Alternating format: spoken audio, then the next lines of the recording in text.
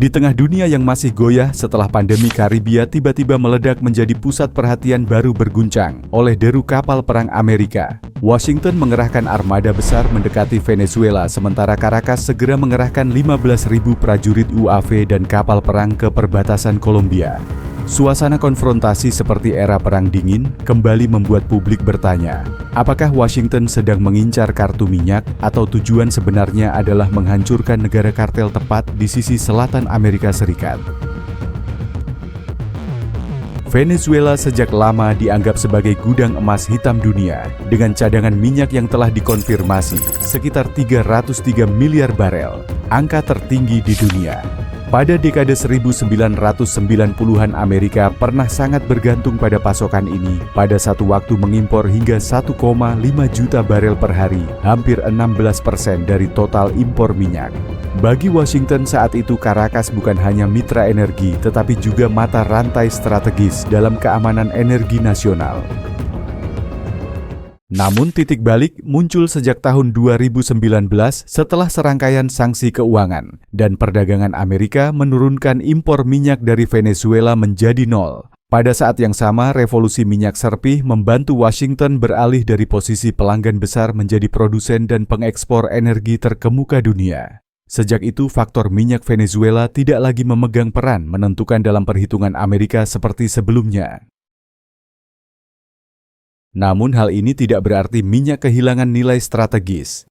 Ketika Tiongkok dan India muncul sebagai pelanggan terbesar, membeli ratusan ribu barel per hari, sumber daya minyak telah menjadi alat bagi Caracas untuk mempertahankan kemitraan di luar barat. Dalam pandangan yang lebih luas inilah variabel yang harus dipertimbangkan. Washington, minyak Venezuela dapat menjadi alat tawar politik bagi Beijing di Amerika Selatan, kawasan yang sejak lama dianggap Amerika sebagai halaman belakang tradisional.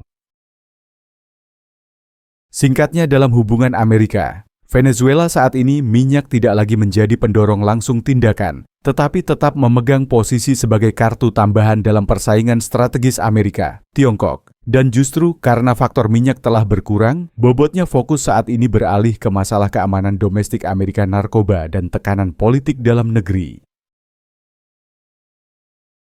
Dalam hubungan Amerika, Venezuela, narkoba tidak lagi hanya menjadi masalah kejahatan lintas negara, melainkan telah menjadi faktor yang membentuk kebijakan keamanan domestik Washington. Laporan DEA menunjukkan Venezuela kini menjadi jalur transit kokain terbesar di belahan barat, dengan lebih dari 250 ton per tahun dikirim melalui Amerika Tengah, lalu masuk ke wilayah Amerika.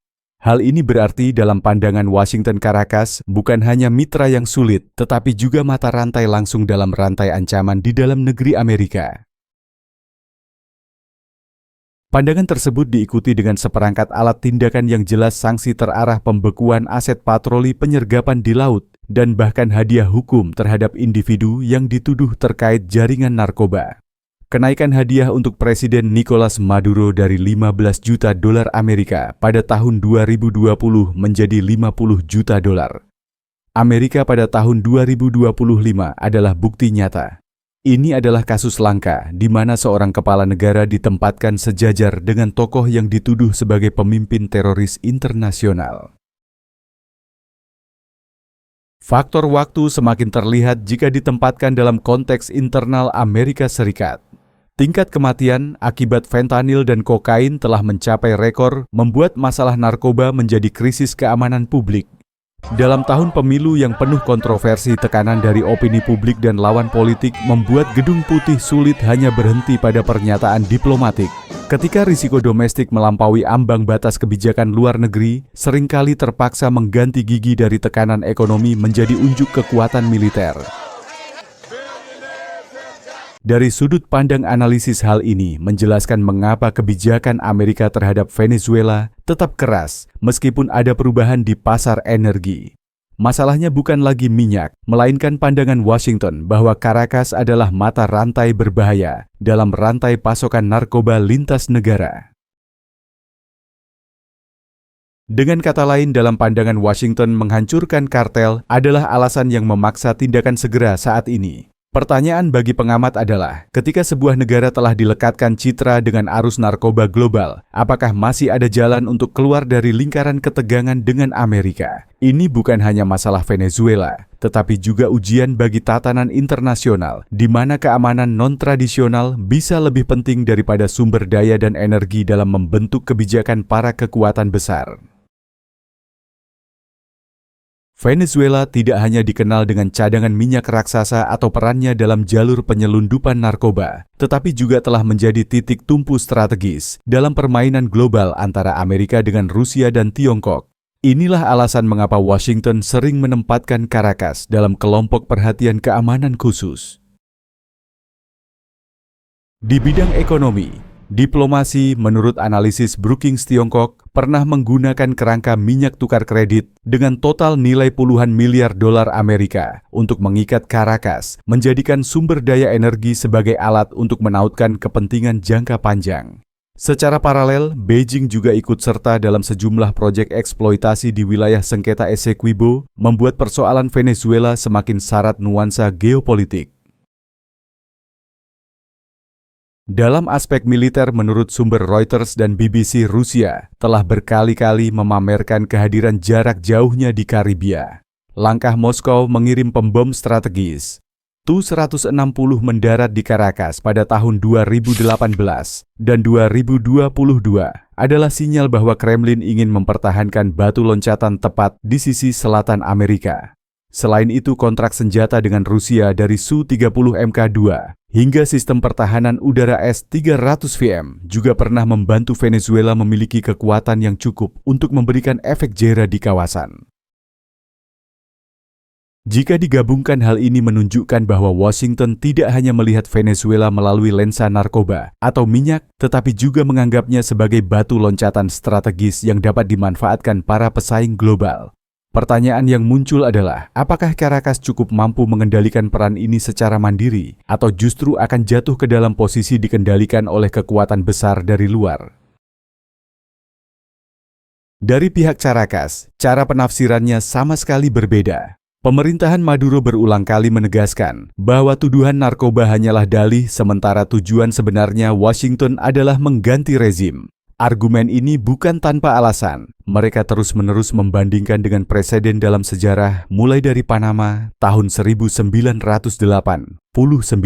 hingga Grenada tahun 1983, di mana Amerika pernah menggunakan alasan keamanan untuk menerapkan tindakan keras. Menurut pandangan ini, pemberian hadiah buruan terhadap seorang kepala negara dianggap telah melewati garis merah hukum internasional. Caracas berpendapat bahwa langkah tersebut tidak hanya ditujukan kepada Venezuela, tetapi juga menciptakan preseden berbahaya, membuka kemungkinan negara lain di masa depan juga bisa menghadapi situasi serupa. Inilah cara pemerintahan Maduro berusaha mengangkat isu ke tingkat yang lebih tinggi dari konflik bilateral menjadi sebuah persoalan tentang norma internasional. Di tingkat global, reaksinya cukup beragam. Uni Eropa dan Perserikatan Bangsa-Bangsa menyerukan dialog, menekankan bahwa jalan paling berkelanjutan tetaplah solusi politik daripada intervensi militer. Rusia dan Tiongkok juga menyuarakan penolakan terhadap tindakan tekanan berlebihan, tetapi yang patut dicatat adalah mereka tidak memberikan komitmen dukungan militer langsung untuk Caracas. Hal ini mencerminkan sebuah kenyataan, meskipun Venezuela ingin mengandalkan mitra besar untuk menyeimbangkan Amerika, tetapi tingkat jaminannya tetap terbatas dan lebih condong ke politik, diplomasi daripada militer. Dilihat dari banyak sisi, argumen Caracas sekaligus bertujuan melindungi legitimasi dalam negeri, sekaligus mencari simpati dari komunitas internasional. Pertanyaan kuncinya adalah, apakah strategi berkaca pada presiden Panama cukup kuat untuk meyakinkan opini global, atau pada akhirnya hanya semakin memperkuat pandangan bahwa Venezuela terjebak dalam sebuah permainan geopolitik yang lebih besar dari dirinya sendiri? Jika dilihat dari sudut militer, keseimbangan kekuatan antara Amerika dan Venezuela hampir tidak seimbang. Menurut analisis Jane's Defense Weekly, Amerika memiliki alat paling modern, kapal perusak kelas Arleigh Burke, dengan puluhan rudal jelajah Tomahawk. kapal selam nuklir dengan kemampuan penangkal menyeluruh pesawat patroli anti kapal selam P-8 Poseidon serta Korps Marinir yang dapat mengerahkan jet tempur F-35B. Ini adalah struktur kekuatan yang memungkinkan Amerika mengendalikan baik di laut maupun udara hampir secara mutlak. Sementara itu, Venezuela harus menghadapi kenyataan yang sepenuhnya berbeda. Menurut data SIPRI, sebagian besar kapal perang Angkatan Laut negara ini sudah tua, banyak diantaranya berasal dari kelas Lupo sejak dekade 1980-an. Skuadron Su-30 pernah dianggap sebagai kebanggaan, tetapi anggaran terbatas membuat kemampuan pemeliharaan dan pelatihan sangat terbatas. Karena itu, Caracas terpaksa memilih cara bertempur asimetris mengerahkan milisi Bolivar yang diklaim mencapai jutaan orang, memanfaatkan UAV asal Iran atau perahu cepat bersenjata untuk mengganggu dan memperpanjang konflik. Strategi ini mengingatkan pada cara Iran menghadapi di Selat Hormuz, bukan bertujuan mengalahkan langsung, melainkan membuat biaya konfrontasi lawan meningkat tajam. Bagi Venezuela, kemenangan tidak terletak di medan perang, tetapi pada kemampuan membuat Amerika terperangkap dalam konflik berkepanjangan. Bahkan jika keunggulan militer sepenuhnya berpihak pada Amerika, biaya politik dan risiko terkikisnya konsensus kawasan OAS CARICOM bisa meningkat cepat jika konflik berlarut. Inilah titik yang membuat Washington harus mempertimbangkan keunggulan keras yang menonjol tidak berarti biaya rendah. Dan ketika konflik meluas, dampaknya tidak hanya berhenti di Caracas dan Washington, tetapi juga menjalar ke seluruh kawasan Karibia dan Amerika Selatan. Karena itu, faktor penentu bukan hanya apakah Amerika bisa menyerang, tetapi kapan dan dengan tujuan apa yang benar-benar masuk akal. Jika melihat alasan Amerika memilih waktu ini, terlihat jelas bahwa faktor minyak tidak lagi memegang peran sentral seperti sebelumnya. Washington telah mandiri energi berkat revolusi minyak serpih, sehingga sulit dikatakan bahwa tujuannya adalah merebut kembali minyak dari Caracas.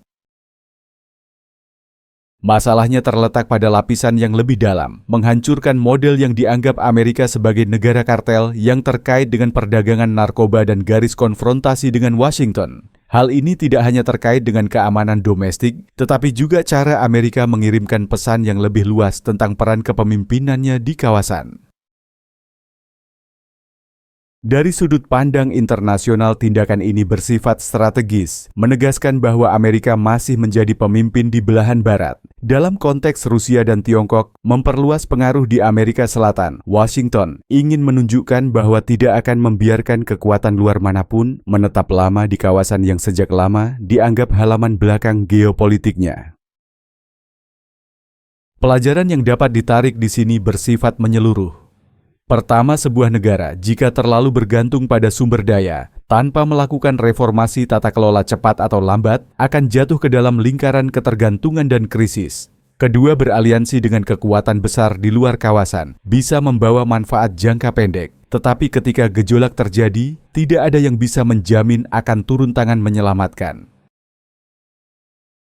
Ini adalah pengingat bahwa kekuatan berkelanjutan tidak bisa hanya datang dari sumber daya atau perlindungan luar, melainkan harus bertumpu pada institusi yang transparan, ekonomi yang beragam, dan strategi jangka panjang yang sesuai dengan konteks global. Menurut Anda, faktor apa yang paling penting menentukan kekuatan sejati sebuah negara, senjata, institusi, atau kohesi sosial? Bagikan pandangan Anda di kolom komentar. Jika Anda merasa analisis ini bermanfaat, jangan lupa tekan like, berlangganan kanal, dan nyalakan lonceng notifikasi untuk mengikuti lebih banyak konten analisis politik aktual global. Terima kasih telah mendampingi sampai akhir video.